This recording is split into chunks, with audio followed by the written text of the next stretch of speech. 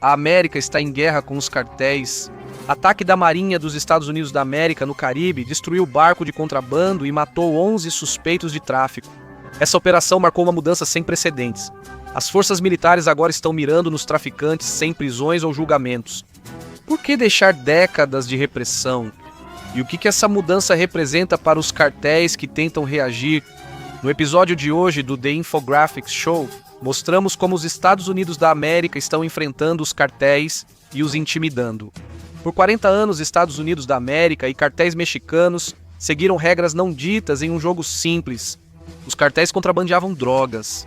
Agências dos Estados Unidos da América apreendiam cargas, prendiam traficantes médios e às vezes capturavam alguém como El Chapo. Os cartéis se adaptavam, evoluíam e mantinham o produto em circulação. A Drug Enforcement Administration tentou restringir o fluxo de drogas para os Estados Unidos da América, mas contava com um orçamento de apenas 2,6 bilhões de dólares. Apesar de parecer muito, estimativas conservadoras dizem que alguns cartéis mexicanos faturam entre 3 e 39 bilhões de dólares anuais.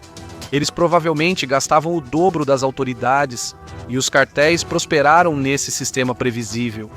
Eles sabiam que deviam evitar matar americanos, conter a violência e, se pegos, contratar advogados para explorar o sistema. Os Estados Unidos investiram bilhões do México para modernizar as forças de segurança e reformar os sistemas judiciais, mas o chefão continuou protegido por camadas de corrupção e burocracia jurisdicional. O problema era que as autoridades mexicanas prendiam os líderes dos cartéis e os extraditavam para os Estados Unidos, mas novos líderes surgiam em seu lugar. Desde 2006, o México já registrou mais de 460 mil homicídios na guerra contra os cartéis. Mesmo assim, o cartel de Sinaloa segue como a maior e mais poderosa organização de tráfico de drogas do hemisfério ocidental. Os cartéis dominaram o jogo e sabiam manipular o sistema jurídico. Eles conseguiam corromper autoridades e lidar com a burocracia policial, mas sabiam a diferença entre enfrentar agentes da Drug Enforcement Administration algemados e destroyers da Marinha com mísseis Tomahawk. A intervenção militar sempre foi o maior pesadelo dos chefes dos cartéis. Um medo tão grande que quase não era comentado nem em mensagens criptografadas.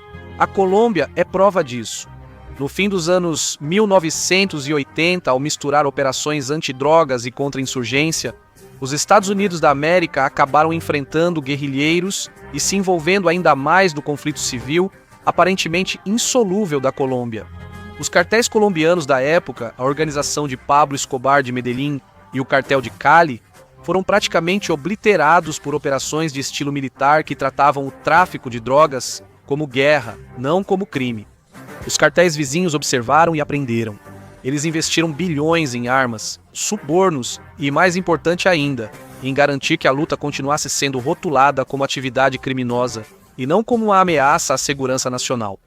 Especialistas previam retaliação militar, mas os cartéis tinham conhecimento de algo ainda mais assustador. Quando o exército dos Estados Unidos age, não há advogados, audiências de extradição ou acordos judiciais. É o mesmo manual que a Rússia usou com seus homenzinhos verdes na Ucrânia, a guarda costeira da China abalroando barcos no Mar do Sul da China, e as milícias de posse do Irã lançando ataques plausivelmente negáveis em rotas marítimas. Mantenha-se abaixo do limite que provoca resposta militar total. Seja ambíguo para que o outro lado hesite antes de escalar o conflito. Cartéis mexicanos dominaram a guerra na zona cinzenta muito antes do termo ser popular no Pentágono. Qual a diferença? Rússia, China e Irã são estados-nação com armas nucleares e assentos no Conselho de Segurança da Organização das Nações Unidas. Os cartéis são organizações criminosas com cocaína e corrupção. Descubra quem percebeu que perdeu a imunidade na zona cinzenta. A mudança foi gradual. Tudo começou com a Ordem Executiva 14.157 em 20 de janeiro de 2025, no dia da segunda posse do presidente Trump. Ela classificava cartéis de drogas como organizações terroristas estrangeiras, FTOs, e terroristas globais especialmente designados, SDGTs. O grande terremoto jurídico ocorreu em fevereiro de 2025. Foi quando o Departamento de Estado designou oficialmente 8 organizações, incluindo o Cartel de Sinaloa. Eles foram chamados de alguns dos cartéis mais poderosos e grandes produtores de fentanil. Segundo a lei dos Estados Unidos da América, organizações terroristas estrangeiras podem ser alvo de força militar como o Estado Islâmico do Iraque e da Síria ou a Al-Qaeda. Miranda escreve: você queria tratados de extradição? O que é isso? Com a Marinha chegando, os cartéis não têm direito a advogado nem discutem jurisdição em salas com ar-condicionado. Esse arcabouço legal é surpreendentemente simples. Se for designado organização terrorista, a autorização para uso da força militar e os poderes presidenciais do artigo 2 entram em vigor. Isso faz o Pentágono agir, não só a Drug Enforcement Administration. Agora, em vez de usar muitos agentes disfarçados por anos, você conta com destroyers navais capazes de rastrear uma lancha a 80 quilômetros. A equipe jurídica do presidente construiu esse caso de forma metódica. Eles precisavam provar 3 critérios para a designação de FTO. A organização estrangeira atua em terrorismo e ameaça a segurança dos Estados Unidos da América. A atividade terrorista era a parte complicada. Os cartéis matam pessoas, mas as gangues de rua também. O argumento decisivo foi o uso do fentanil como arma de destruição em massa. Com mais de 70 mil mortes anuais por overdose nos Estados Unidos da América, argumentaram que os cartéis não só traficam drogas, mas praticam uma guerra química contra civis americanos. Mas as implicações internacionais são complicadas. Soberania significa que o México deve ter jurisdição exclusiva sobre o território mexicano e sobre criminosos mexicanos. A doutrina da legítima defesa permite que países ajam caso outras nações não possam ou não queiram impedir ataques transfronteiriços. Os advogados do presidente argumentam que o tráfico de drogas é um ataque contínuo nos Estados Unidos da América. Isso justifica a intervenção militar pelos mesmos princípios usados na perseguição de terroristas além das fronteiras. Tudo isso levou ao primeiro ataque em algum lugar no Mar do Caribe no início de setembro de 2025. De manhã, um navio da Marinha dos Estados Unidos da América recebeu imagens de drones de embarcações indo ao norte, saindo das águas venezuelanas. Analistas de inteligência monitoravam comunicações criptografadas há semanas. Eles sabiam que não era só outra rota de drogas, era um teste. A embarcação-alvo, um barco cigarete de 40 pés, vinha sendo seguida por agentes dos Estados Unidos da América desde que partiu de La Guaira, na Venezuela. O antigo manual previa interceptação da guarda costeira, prisões e longos processos. O novo manual pedia algo mais forte.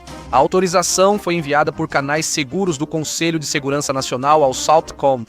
A decisão não era sobre o transporte de drogas pelo barco, já confirmado por inteligência de sinais e imagens aéreas. A decisão era se esse momento definiria novas regras de engajamento. O míssil atingiu poucos minutos depois, destruindo o barco cigarrete, espalhando destroços nas águas internacionais e matando 11 pessoas. Em minutos, as redes do cartel entraram em pânico. Mensagens interceptadas pela inteligência dos Estados Unidos da América revelaram comandantes de diferentes organizações fazendo a mesma pergunta. Era real? Muitos líderes exigiram explicações para o que viam como agressão aberta a cidadãos latino-americanos. Mas o ataque ocorreu em águas internacionais e o alvo agora estava claramente designado como uma operação logística terrorista. A equipe do presidente escolheu o alvo inicial com cuidado, máximo impacto, mínima repercussão diplomática. O impacto psicológico estava na mensagem transmitida. As regras mudaram e ninguém sabia o que viria depois. Semanas antes do ataque no Caribe, Ismael Elmaio Zambada, cofundador de 77 anos do cartel de Sinaloa, se declarou culpado por tráfico de drogas e aceitou entregar 15 bilhões de dólares em bens. Com a cooperação de Zambada, autoridades dos Estados Unidos da América tiveram acesso direto à inteligência do cartel. As confissões de Zambada parecem uma coletânea dos maiores sucessos do tráfico de drogas. Ele entrou nos negócios da família em 1969 e traficou ao menos 1,5 milhão de quilos de cocaína entre 1980 e 2024. Grande parte ia para as ruas americanas. O maior tesouro foi aprender tudo o que ele sabia sobre operações, redes financeiras e estruturas organizacionais. A apreensão de 15 bilhões de dólares chama a atenção, mas especialistas afirmam que a maior parte não será recuperada. Mas o verdadeiro efeito é criar influência. Cada conta, propriedade e empresa apreendidas viram pontos de pressão para as agências de inteligência. Familiares que achavam estar limpos descobrem seus bens congelados. Empresários legítimos que aceitaram investimentos do cartel enfrentam investigação federal. A investigação financeira cria uma teia de indivíduos comprometidos que podem preferir cooperar a serem processados. Aqui, a escalada militar de Trump e a aplicação da lei formam um ciclo de retroalimentação. A inteligência de Zambata auxilia militares na identificação de alvos. Ataques militares geram caos e fragilizam as comunicações. Essas vulnerabilidades geram mais inteligência, identificando mais alvos. É a versão de inteligência dos juros compostos e está acelerando mais rápido do que os líderes dos cartéis conseguem se adaptar. O impacto organizacional vai além de qualquer prisão ou ataque individual. O cartel de Sinaloa operou como uma organização criminosa contínua por mais de 3 décadas. A pressão militar e a eliminação da liderança forçam rápida reestruturação. Planos de sucessão em operações policiais não funcionam diante de ameaças como um míssil Tomahawk. Redes de confiança formadas por gerações estão ruindo diante da vigilância e do receio de que o tenente de hoje seja o informante de amanhã. A designação de Organização Terrorista Estrangeira, FTO, muda o que as Forças Armadas dos Estados Unidos da América podem fazer legalmente nessa nova fase contra o cartel. Essa mudança libera capacidades militares indisponíveis às agências de aplicação da lei. A inteligência de sinais monitora comunicações sem mandado. Drones eliminam alvos de alto valor sem prisões. A guerra financeira pode congelar ativos globalmente sem longos processos judiciais. Operações militares podem cruzar fronteiras, diferentemente de investigações criminais. A liberdade operacional é um dilema ético, mas tentador para planejadores que viram criminosos escaparem por brechas legais. Não há tantos tratados de extradição ou provas anuladas por questões constitucionais. Cartéis não terão mais líderes atuando em países sem Estado de Direito. Se você é considerado terrorista, a geografia não protege mais. Guerras geram baixas civis de formas que operações policiais geralmente não provocam. O ataque de mísseis no Caribe matou todos na embarcação-alvo. Não foi possível saber se alguém foi coagido, ameaçado ou apenas estava no lugar errado na hora errada. A doutrina de direcionamento militar aceita danos colaterais como um custo infeliz, mas inevitável das operações. Os sistemas de justiça criminal buscam, ao menos em teoria, evitar matar inocentes. Aliados internacionais estão respondendo com uma mistura de apoio, preocupação e apostas cautelosas. Países enfrentando organizações criminosas consideram respostas militares, mas aliados europeus temem o precedente. Se os Estados Unidos da América podem designar organizações criminosas como terroristas e lançar ataques militares, o que impede outros países de fazerem o mesmo? A Rússia chama os resistentes ucranianos de terroristas e o oposto também ocorre. A China rotula os ativistas pró-democracia de Hong Kong como terroristas. A diplomacia do canhoneiro dos Estados Unidos da América pode ser eficaz contra cartéis, mas também justifica que governos autoritários militarizem respostas à oposição interna. E sabemos que os cartéis não são burros. Eles não estão apenas esperando para serem transformados em campos de destroços. A pressão militar acelerará a evolução organizacional, deixando startups do Vale do Silício invejosas. A penalidade por se mover devagar demais não é perder participação de mercado. É ser vaporizado por mísseis guiados. A corrida armamentista tecnológica começou logo após o ataque no Caribe, na costa da Venezuela. Redes de comunicação criptografadas, antes eficazes contra a Drug Enforcement Administration, agora precisam ser reforçadas contra a inteligência de sinais da National Security Agency. Sistemas de alerta precoce desenvolvidos para detectar helicópteros da polícia devem ser atualizados para também identificar drones militares e embarcações navais. Contramedidas eficazes contra forças de segurança não servem para sistemas de mira militares. A estratégia de refúgio seguro representa a mudança tática mais significativa. Cartéis movem operações valiosas para longe de áreas acessíveis aos militares dos Estados Unidos da América. Isso inclui regiões remotas da América do Sul, estados com governos anti-americanos e áreas densamente povoadas, onde a presença de civis complica o direcionamento dos alvos. Esses locais elevam o custo da intervenção, mas a principal mudança é no recrutamento e treinamento. As habilidades para liderar uma organização criminosa diferem das necessárias para uma guerra de guerrilha contra o exército dos Estados Unidos da América. Cartéis recrutam ex-militares não só como força bruta, mas como estrategistas que dominam doutrina militar, segurança de comunicação e guerra assimétrica. O efeito econômico dessa nova política já aparece nos mercados de drogas. A interdição militar é mais eficaz que a aplicação da lei para interromper cadeias de suprimentos, mas também custa mais para manter as operações. Custos de seguro com sistemas e pessoal redundantes elevam as despesas operacionais. O regime de Maduro na Venezuela viu o ataque recente como uma cobertura para um ataque ao próprio país. Recentemente, mobilizou 15 mil homens bem armados e treinados para a defesa da fronteira e anunciou a mobilização adicional de 4,5 milhões de milicianos, um número improvável que representa mais de 10% da sua população. Então, a escalada militar tem sua própria dinâmica. Quando mísseis são usados contra organizações criminosas, cresce rápido a lista de problemas vistos como resolvíveis com mais força. O sucesso pressiona a expandir operações, enquanto o fracasso exige escalar mais para não parecer fraco. A escalada é clara. O ataque no Caribe atingiu um barco com 11 pessoas, mas os cartéis controlam centenas de embarcações, milhares de pessoas e bilhões em infraestrutura. Um ataque prova o conceito. Não resolve o problema, só aumenta a demanda por operações maiores e mais frequentes. A soberania mexicana está se tornando o barril de pólvora diplomático que todos previram, mas que ninguém quis enfrentar diretamente. Águas internacionais são uma coisa. Países aceitam operações navais militares constantes nesse espaço. Porém, a infraestrutura de cartel mais perigosa para os Estados Unidos não opera em águas internacionais. Ela está enraizada em territórios e comunidades do México. A questão não é se as operações militares dos Estados Unidos da América precisarão cruzar para o território mexicano para serem eficazes. A questão é quando e como o México vai responder. Protestos diplomáticos são administráveis. Retaliação econômica seria dolorosa, mas suportável.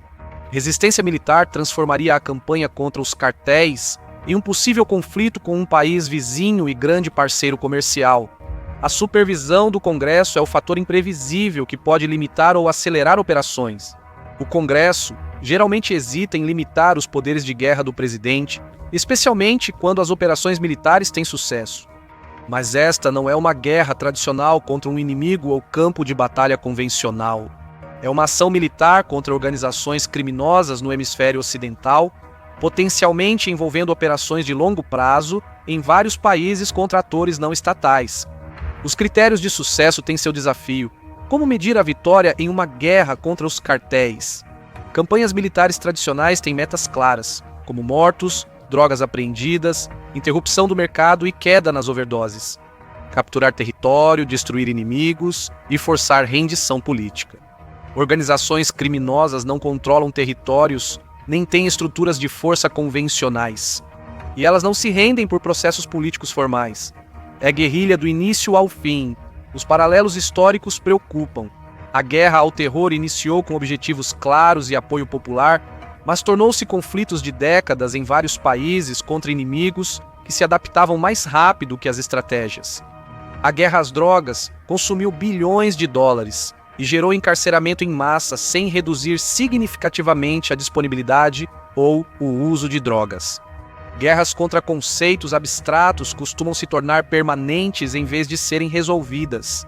Especialistas dizem que, se a situação na Venezuela piorar, os Estados Unidos da América teriam que enviar mais de 50 mil soldados.